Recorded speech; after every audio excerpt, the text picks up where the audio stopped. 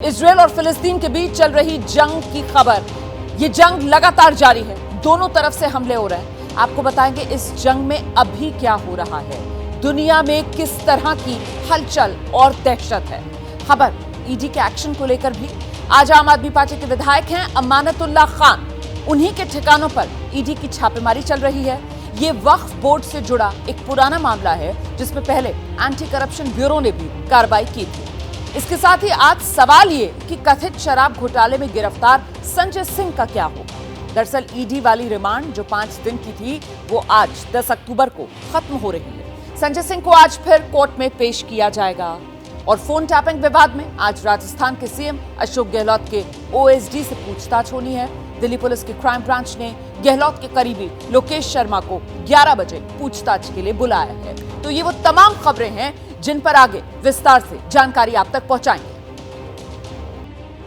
देखिए, इजरायल और हमास के बीच जो जंग चल रही है वो और भीषण हो गई है। अब तक 1600 से ज्यादा लोग दोनों तरफ के, इजरायल के भी और फिलिस्तीन के भी, जो इस जंग में मारे गए। इजरायल ने हमास पर अपने हमले और तेज कर दिए हैं। हमास के ठिकानों पर इजरायल की तरफ से एयर स्ट्राइक जारी है। अब तक हमास के 500 से ज्यादा ठिकाने इजरायल तबाह कर चुका है।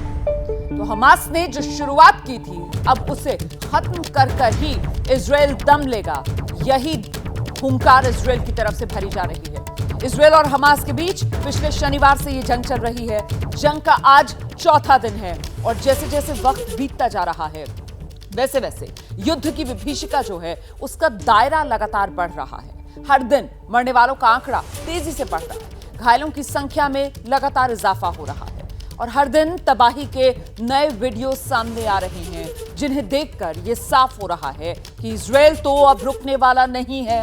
इजरायल के प्रधानमंत्री हैं नेतन्याहू, हमास को खत्म करने की उन्होंने जो कसम खाई है उसे पूरा करके रहेंगे, ऐसा दिख रहा है। हर हालत में ये जंग कब खत्म होगी किसी को नहीं पता है। ये खून खराबा कब रुकेगा अब कोई इसके बारे में कुछ नहीं कह सकता, लेकिन इतना तय है कि बेहिसाब ये तबाही हो रही है, जाने जा रही हैं और जब तक युद्ध नहीं रुकता ये तबाही यूं ही जारी रहेगी। और इस बीच एक और बड़ी खबर आपको बता देते हैं। इजरायल और हमास में ये जो भीषण जंग चल रही है, गाजा पट्टी पर इजरायल की तरफ से एयर स्ट्राइक की गई है। इजरायल ने हमास के ठिकानों को तबाह किया है। हमास के ठिकानों पर इजरायल का बड़ा हमला। इजरायल की तरफ से रुक कर ये एयर स्ट्राइक्स जो की जा रही हैं, चुन चुन कर ये एयर स्ट्राइक्स इजरायल कर रहा है हमास के ठिकानों पर। गाजा पट्टी का इलाका है, मतलब फिलिस्तीनियों वाला इलाका, और यहाँ इसी फिलिस्तीनी वाले इलाके में जो हमास आतंकवादी संगठन है उसने अपने जो ठिकाने बना रखे हैं उन्हीं ठिकानों को अब नेस्त नाबूद करता हुआ इजरायल। जैसा कि आप जानते हैं कि आज चौथा दिन है इस युद्ध का, इस जंग का, जिसकी शुरुआत आतंकवादी संगठन हमास की तरफ से की गई और जिसका खात्मा इजरायल करेगा, ये इजरायल ने ठाना है। और ऐसे में ये तस्वीरें, लेटेस्ट तस्वीरें हैं, ये आज की तस्वीरें हैं, ये जब एयर स्ट्राइक इजरायल की तरफ से किया गया हमास के ठिकानों पर।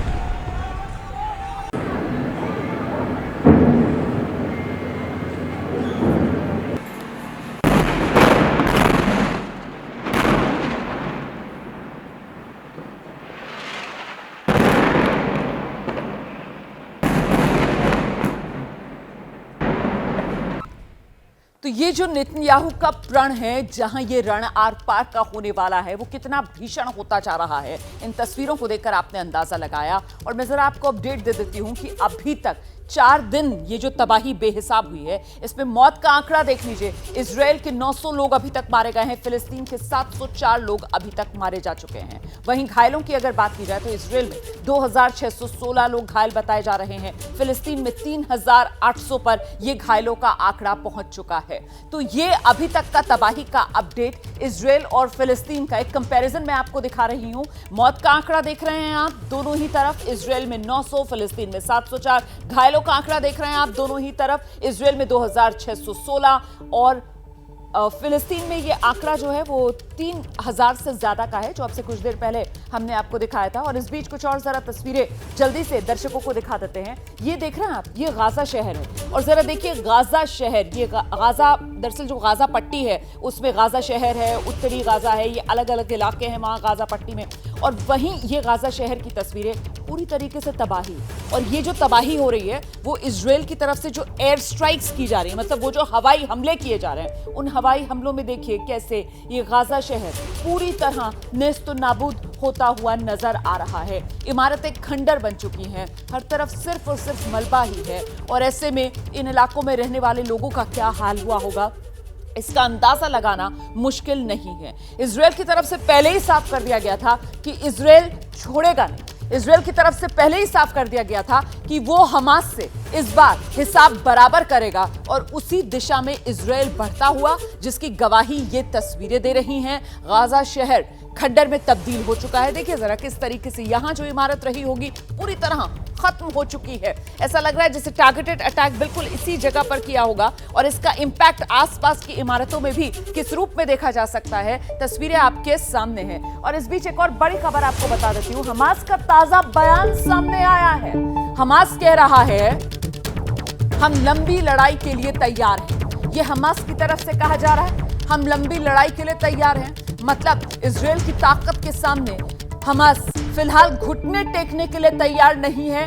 संदेश हमास की तरफ से यह दिया जा रहा है, अब जो बयान दिया जा रहा है, जो संदेश दिया जा रहा है, उसे इसी रूप में देखा जाए, या फिर इसको हमास की एक पोस्टरिंग के तौर पर देखा जाए, या फिर अगर वाकई में हमास ये दम भर रहा है कि वो लंबी लड़ाई के लिए तैयार है, तो आखिरकार हमास के पीछे वो कौन सी ताकतें हैं जिससे हमास को ये कहने की हिम्मत मिल रही है और वो ऐसी हिमाकत कर पा रहा है।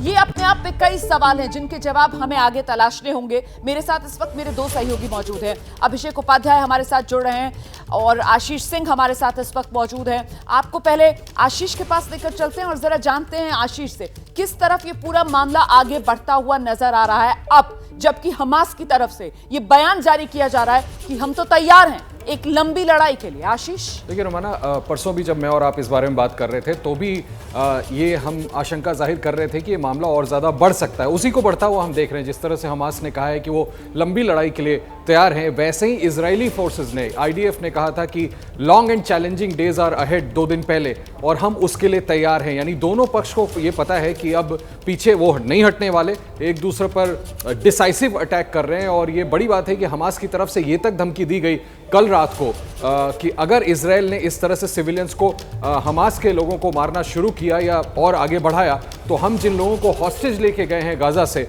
एक एक करके उन हॉस्टेजेस को, POWs को मारना शुरू कर देंगे। तो निश्चित तौर पर अब ये जंग आगे बढ़ती जा रही है और मुझे लगता है कि एक्सटर्नल फोर्सेस हैं जो हमास की मदद कर रहे हैं, चाहे वो ईरान हो चाहे दूसरे देश हो।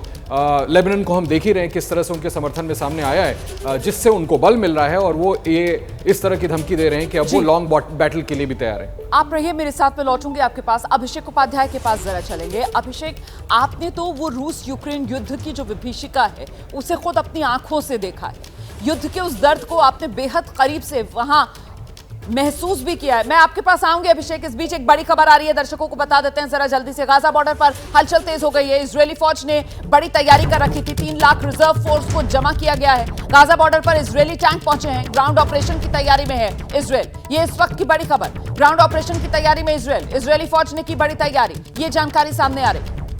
अब अभिषेक के पास चलते हैं। अभिषेक, जिस बात का जिक्र मैं कर रही थी कि युद्ध की विभीषिका को आपने खुद देखा है, आप उसके गवाह हैं रूस यूक्रेन युद्ध के दौरान। ऐसे में ये जो फिलिस्तीन और इजरायल के बीच, या यूं कहें कि हमास और इजरायल के बीच जिस तरीके की जंग और युद्ध चल रहा है, इसकी इंटेंसिटी को आप किस रूप में देखते हैं?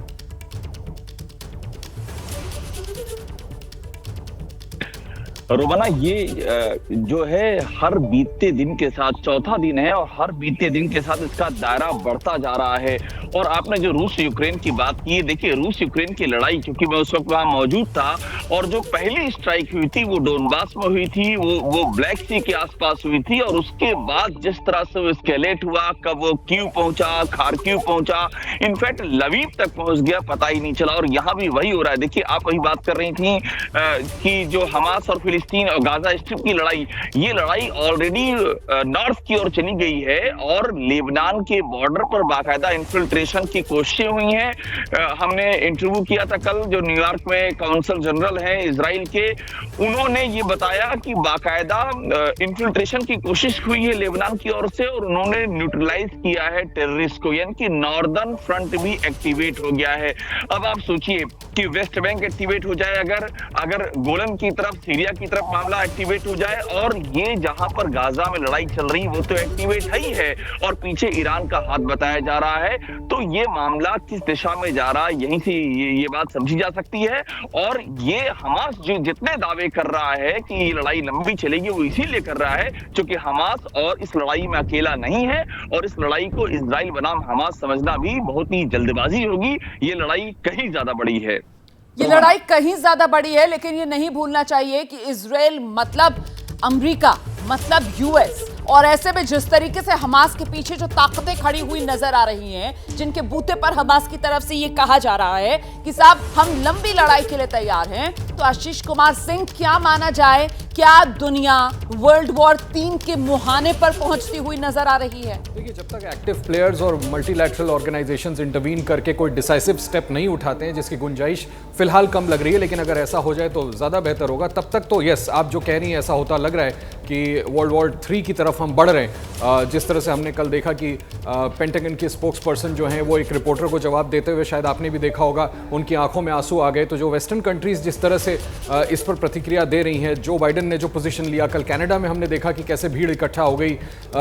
यूके के प्राइम मिनिस्टर लगातार कह रहे हैं कि ये मिलिटेंट ग्रुप नहीं है, ये तो सीधे तौर पर टेररिस्ट हैं, और तमाम मुस्लिम नेशंस जिस तरह से पैलेस्टाइन के पक्ष में है और ये अग्रेशन बढ़ता ही जा रहा है। उन कंट्रीज़ का नाम अभिषेक ने लिया जो खुल करके हमास का समर्थन कर रहे हैं। तो निश्चित तौर पर अगर इसको समय रहते रोका नहीं गया, जिसकी गुंजाइश अभी मुझे फिलहाल कम लग रही है, तो ऐसी नौबत ना आए कि हम किसी बड़ी जंग की तरफ आगे बढ़ जाएं। तो मुझे लगता है कि यहाँ पर रोकने का जो एजेंडा बाकी देशों का है वो इसलिए ज्यादा मजबूत नजर नहीं आता है क्योंकि रूस यूक्रेन युद्ध के समय में भी हमने देखा था कि सब आंसू बहाते हुए नजर आ रहे थे। सब ये कह रहे थे कि ये दौर युद्ध का नहीं है, इसको रोकना चाहिए, युद्ध नहीं होना चाहिए, युद्ध से कोई हल नहीं है। लेकिन उस रूप में कोई बीच में आया नहीं, किसी ने इस युद्ध को खत्म करने की कोई पहल की नहीं। तो अगर वहीं से मिसाल ली जाए तो फिलहाल जो इस इलाके में चल रहा है, इजराइल वर्सेस हमास वाला मामला, और इजराइल की तरफ से जो कहा जा रहा है अभिषेक उपाध्याय कि साहब मिडिल ईस्ट का नक्शा बदल कर ही हम दम लेंगे,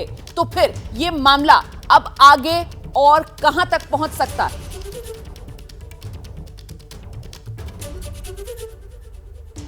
देखिए रोमाना, बहुत कुछ साथ साथ घट रहा है जिस पर हमें ध्यान देना होगा। मैं एक उदाहरण दूं, आज जो क्रेमलिन से बयान जारी किया गया है, आज रूस और इराक के बीच बहुत ही अहम बैठक है और दोनों ही यहाँ पर प्लेयर हैं।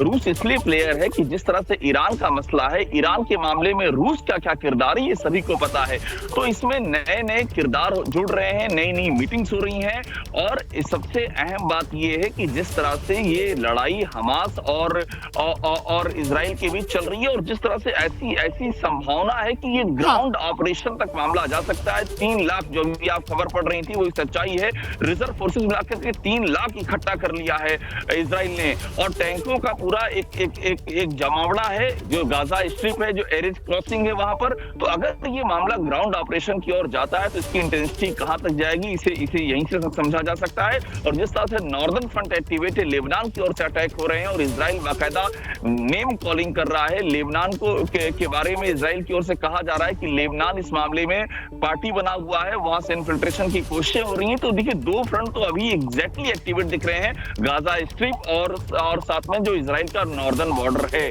और आसपास जो डेवलपमेंट हो रहे हैं, अलग अलग देशों के बीच में बैठकों का दौर जारी है, और उसमें भी आपको जो ग्रुपिज्म है वो क्लियर दिख रहा है। अमेरिका का आंकड़ा है, रूस का आंकड़ा है। हालांकि रूस और इजराइल के संबंधी कोई खराब संबंध नहीं है, लेकिन बात अमेरिका बनाम रूस की भी यहाँ पर है।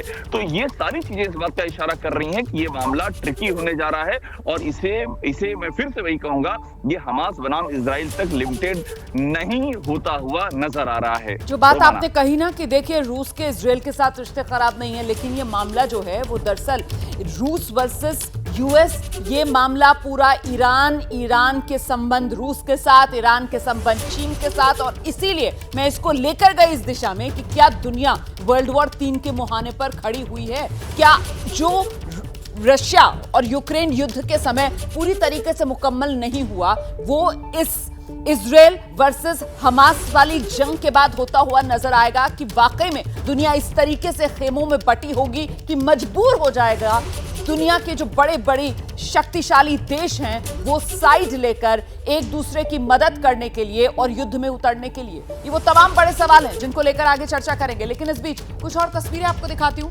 फिलिस्तीनी रेजिडेंस फोर्स ने ये वीडियो जारी किया। ये जो वीडियो आप देख रहे हैं ये फिलिस्तीनी रेजिडेंट फोर्स की तरफ से जारी किया गया है। दरअसल ये अंडरग्राउंड, देखिए जरा गौर से इन तस्वीरों को, ये अंडरग्राउंड मिसाइल बेस का एक वीडियो है जो जारी किया गया है।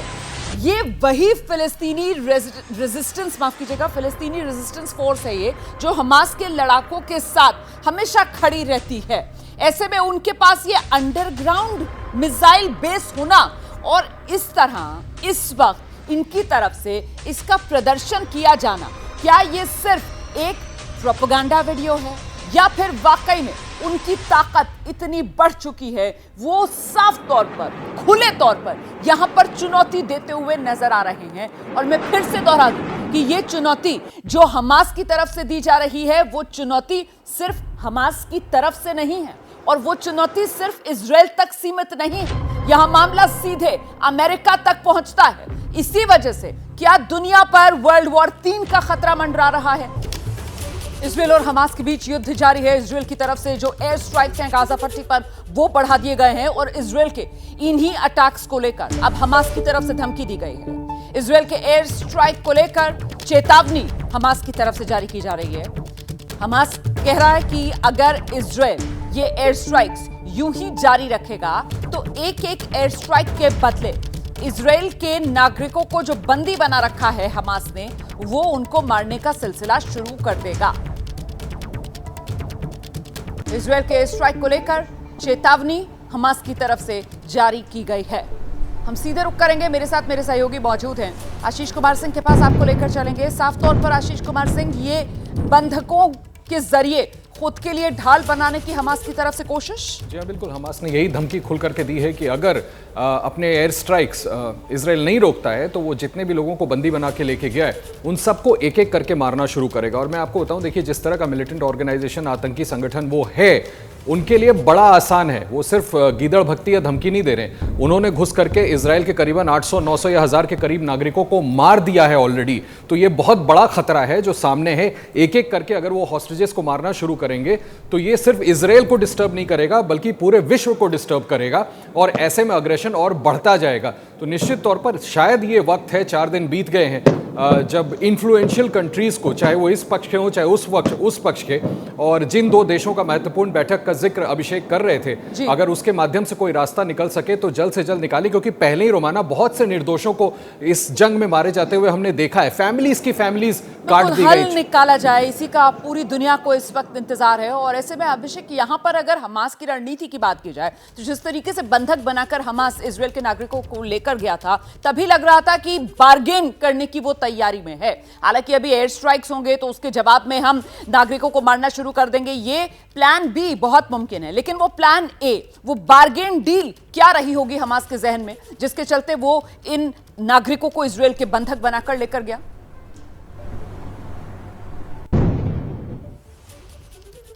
देखिए एग्जैक्टली वही जो अभी आशीष कह रहे थे कि एक एक करके मारने का ये हो सकता है। लेकिन दूसरा पहलू भी आप देखिए, इजराइल की ओर से ये कहा जा रहा है कि वो नेगोशिएट नहीं करेगा। और मैंने इंटरव्यू किया जो कौंसल जनरल है न्यूयॉर्क में, उन्होंने क्लियर कहा, ऑन रिकॉर्ड ये कहा कि हम नेगोशिएट टेररिस्ट से नहीं करते हैं।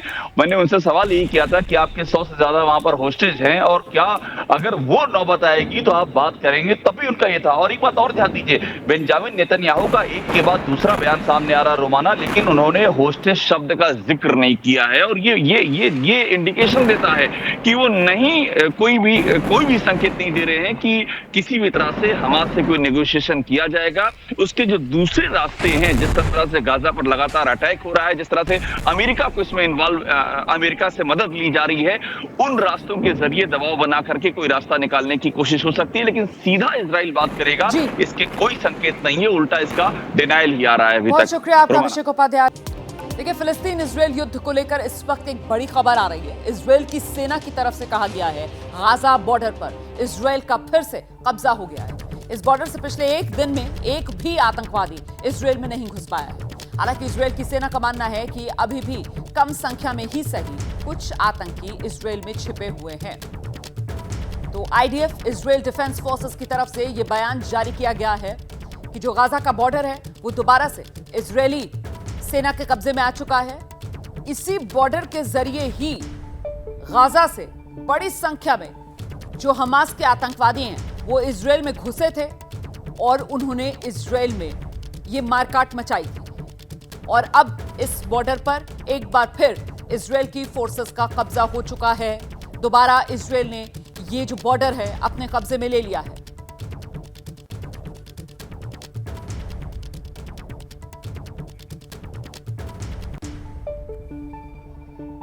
ये तस्वीरें भी आप देख रहे हैं किस तरीके से 4 दिन हो चुके हैं इस युद्ध को।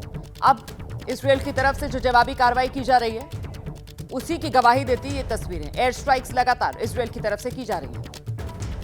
खासतौर से जो गाजा शहर है उसको इजराइल निशाना बना रहा है और यहां गाजा शहर में जो हमास आतंकवादी संगठन उसी के जो ठिकाने हैं चुन चुनकर उन पर इजराइल एयर स्ट्राइक कर रहा है।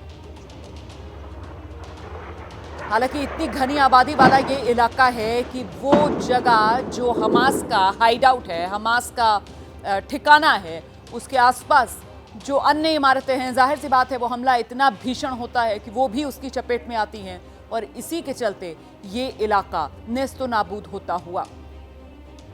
जंग चल रही है लेकिन जंग में जो मासूम हैं वो भी मारे जा रहे हैं। दोनों ही तरफ अभी तक मरने वालों का कुल आंकड़ा 1600 पर पहुंच चुका है। हमास बाज आ रहा है और इजराइल ने ठान लिया है कि वो जवाबी कार्रवाई करेगा, हमास को नेस्तनाबूद करेगा।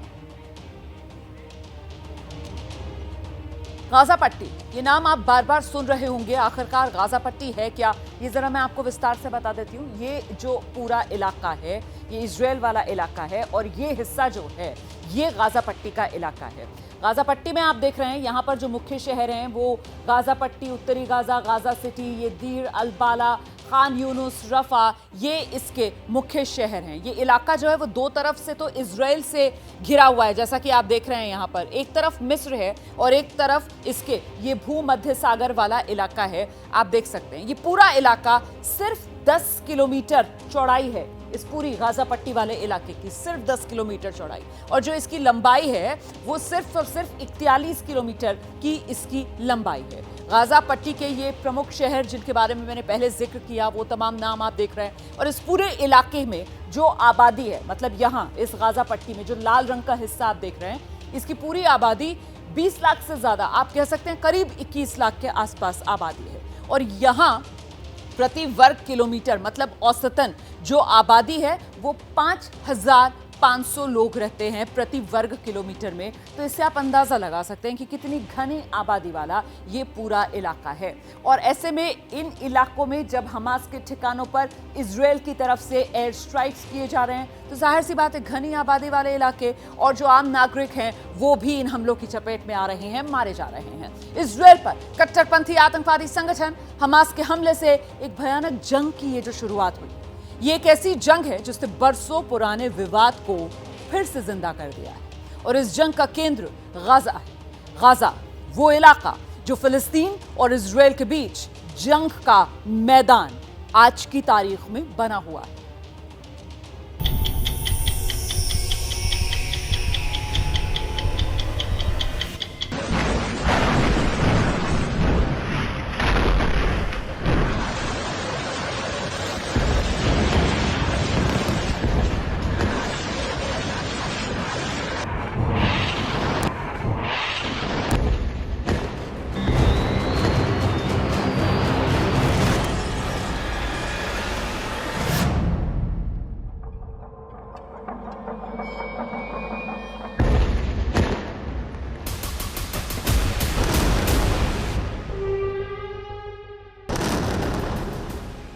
युद्ध का आगाज हो चुका है।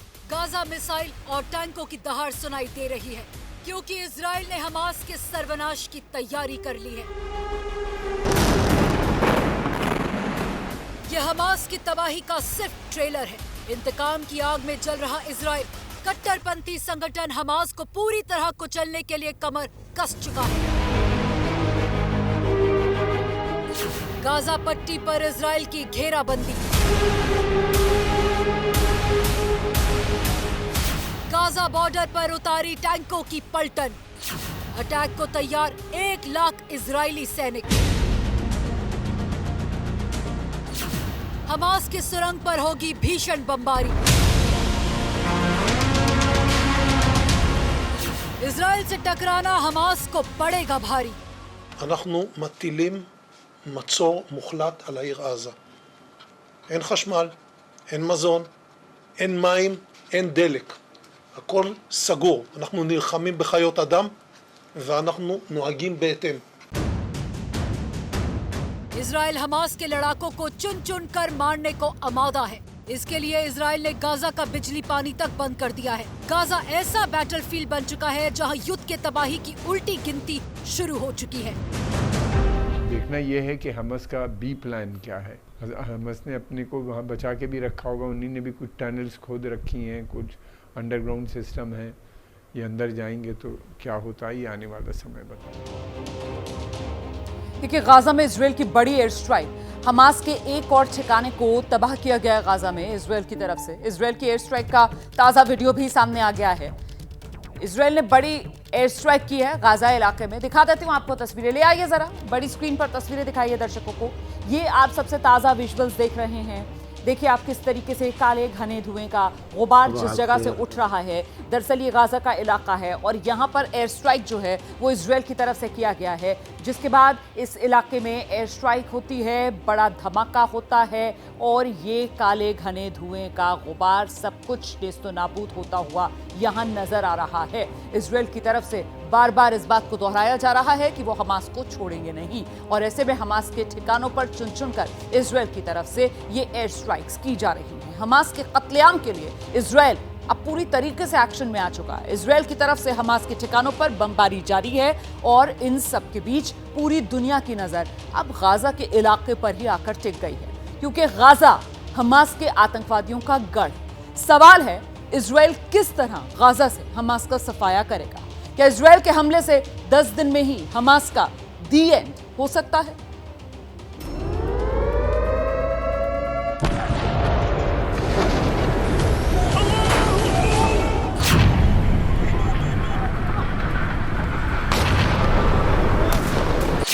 शनिवार को हमास ने इजराइल पर 20 मिनट में 5000 रॉकेट दागे थे। ये इजराइल को हमास की खुली चुनौती थी, लेकिन इस हमले का इजराइल ने इतना घातक जवाब देना शुरू कर दिया कि अब हमास को संभलने का मौका नहीं मिलेगा।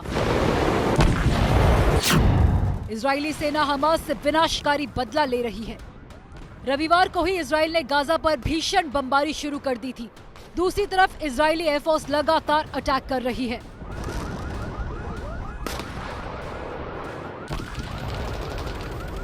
इजराइल हमास के ठिकानों को निशाना बना रहा है। इजराइल के एयर स्ट्राइक में हमास से जुड़े 5 इमारत ध्वस्त हो चुके हैं।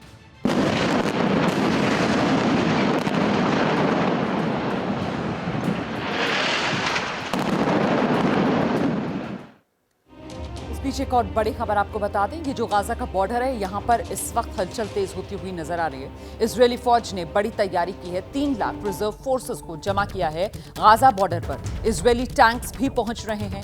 ग्राउंड ऑपरेशन की तैयारी में है फिलहाल इजरायल। कुछ ही देर पहले इजरायल की तरफ से ये जानकारी भी दी गई कि ये जो गाजा बॉर्डर है वो पूरी तरीके से इजरायल ने अब अपने कब्जे में ले लिया है। कंट्रोल अब इस गाजा बॉर्डर पर इजरायल ने वापस हासिल कर लिया है। इजरायल और हमास के बीच छिड़ी जंग का चौथा दिन आज, और जैसे जैसे वक्त बीतता जा रहा है वैसे वैसे युद्ध की विभीषिका और इसका दायरा लगातार बढ़ता जा रहा है। हर दिन मरने वालों का आंकड़ा तेजी से बढ़ रहा है, घायलों की संख्या बढ़ रही है और हर दिन तबाही के नए वीडियो सामने आ रहे हैं, जिन्हें देखकर ये साफ हो रहा है कि इजरायल अब रुकने वाला नहीं। हमास के कत्लेआम का बदला लेने के लिए इजरायल फुल एक्शन में आ चुका है। इजरायल की तरफ से हमास के ठिकानों पर बमबारी जारी है और इन सब के बीच पूरी दुनिया की नजर गाजा इलाके पर, क्योंकि गाजा हमास के आतंकवादियों का गढ़ है और इसीलिए गाजा पर बेहिसाब इजरायली बारूद बरस रहे हैं। इस बीच एक और बड़ी खबर आपको बता देते हैं। जानकारी सामने निकल कर आ रही है। एबीपी न्यूज से बोले इजरायल के काउंसिल जनरल, हमले से पहले ईरान ने की थी बैठक। ये इजरायल की तरफ से कहा जा रहा है। हमास के हमले के पीछे ईरान है, ये लगातार इजरायल कह रहा है। जो कुछ हमास कर रहा है वो ईरान की शय पर कर रहा है, ईरान की मदद से कर रहा है। और लेबनान का जो हिजबुल्लाह गुट है वो भी हमास की मदद कर रहा है। मैं इस समय अमेरिका के न्यूयॉर्क में हूँ। हमारे साथ में मिस्टर साख सार हैं। ये न्यूयॉर्क में इजराइल के एक्टिंग काउंसल जनरल हैं। उनसे हम बात करते हैं और समझते हैं इस समय क्या हालात हैं वहाँ। मिस्टर सार, in the current situation you have any intelligence that there is an active hand of Iran also in the current situation? We just know that there were some meetings that took place between the different sides before the attack. That's what I can tell you at the moment. Between the different sides, and Iran was party to those participating in the meeting. I think it's quite clear when you see their support and when you know that more than 90% of the funds to these organizations come from Iran. So it's quite clear. What is the number of the confirmed dead in this terror attack?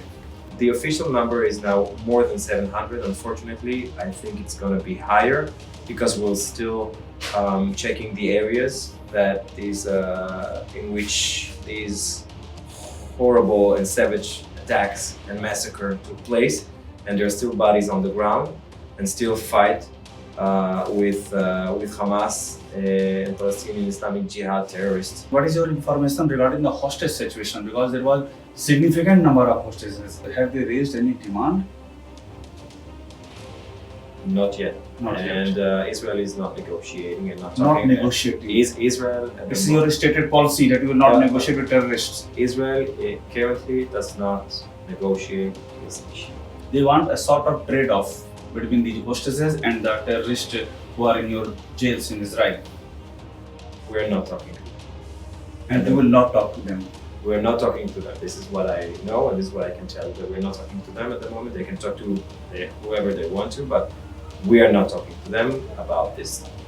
Thank you. Thanks for talking to us. तो Israel के हम जो New York में acting council general हैं उनसे बात कर रहे हैं। उन्होंने बहुत ही क्लियर कहा है कि इजराइल की जो पॉलिसी है आतंकियों से बात नहीं करता, और ये भी कहा है कि एक मीटिंग हुई है और उस मीटिंग का ईरान पार्टी था इस बेहद ही भयावह हमले से पहले। अभिषेक उपाध्याय, एबीपी न्यूज, न्यूयॉर्क।